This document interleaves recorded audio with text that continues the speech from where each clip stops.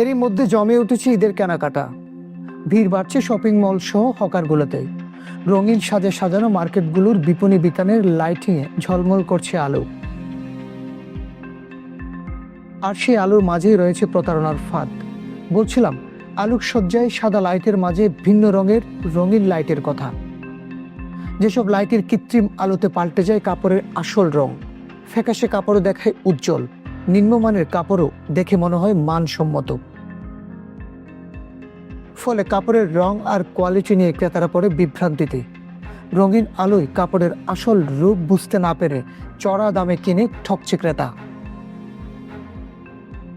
আমার যতদূর অনুমান মনে হয় কাপড়গুলো উজ্জ্বল দেখানোর জন্য যেন রঙিন রঙিন মনে হয়, যাতে মানুষের আকর্ষণটা বৃদ্ধি পাওয়ার জন্য এর জন্য রঙিন লাইটগুলো ইউজ করে। এটা দিয়ে আমাদের আবার চোখে একটু প্রবলেম হয়, অবশ্যই বিভ্রান্ত হচ্ছে, কারণ অনেকটা কালার ডিফার হয় না। এটা কি কালো কালার না ব্লু কালার, এই জিনিসটা নিয়ে আমাদের একটু প্রবলেম থাকে। তারপরে আপনার মেরুন কালার এবং রেড কালার, এই দুইটা কালারও আমাদের একটু সমস্যা হয়ে থাকে। কাপড়ের কালার গুলো আসলে রঙিন লাইট গুলোর কারণে বোঝা যায় না আসলে এক্স্যাক্টলি কালারটা কিরকম। এখানে আপনি অন্ধকার আসতে দেখেন কালারটা কিরকম, আর রঙিন লাইটে গেলে কিরকম। আসলে কাপড়টাকে একটু ওরা সুন্দর লাগার জন্য বিশেষ করে রঙিন লাইট গুলো ইউজ করে। অবশ্যই প্রতারিত হচ্ছে। আমি বলতে চাই যারা যদি সাদা লাইট ইউজ করলে কাস্টমারও বুঝতে পারবে আসলে কাপড়টার কালার আসলে এক্স্যাক্টলি কিরকম। লাইটটা আসলে আমার জানা নাই, তবে কি জন্য দেওয়া হয় এরা ভালোই জানা।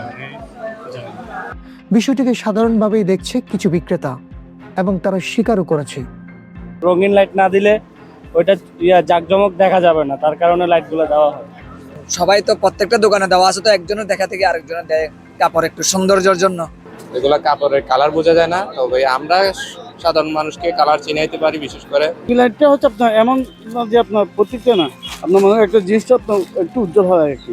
এ নিয়ে সচেতন মহল বলছেন, কাপড় কেনার আগে দিনের আলো বা সাদা লাইট নিয়ে কাপড়ের রং ও মান যাচাই করা দরকার। ঝলমলে আলোতে আলোকিত মার্কেটগুলোতে সাদা লাইটের মাঝখানে রঙিন লাইট দেখতে সুন্দর এবং খুব সাধারণ মনে হলেও এই চিত্রের মাঝখানে লুকিয়ে আছে সূক্ষ্ম এক কৌশল। এতে নিম্নমানের এবং ফ্যাকাশে কাপড়ও উজ্জ্বল এবং দামি দেখাচ্ছে। এতে প্রতিনিয়ত ঠকছে ক্রেতারা। এসবের বিরুদ্ধে ব্যবস্থা গ্রহণ এখন সময়ের দাবি হয়ে দাঁড়িয়েছে বলে জানান সচেতন মহল। ওমর ফারুক হিরু, সিসিএন, কক্সবাজার।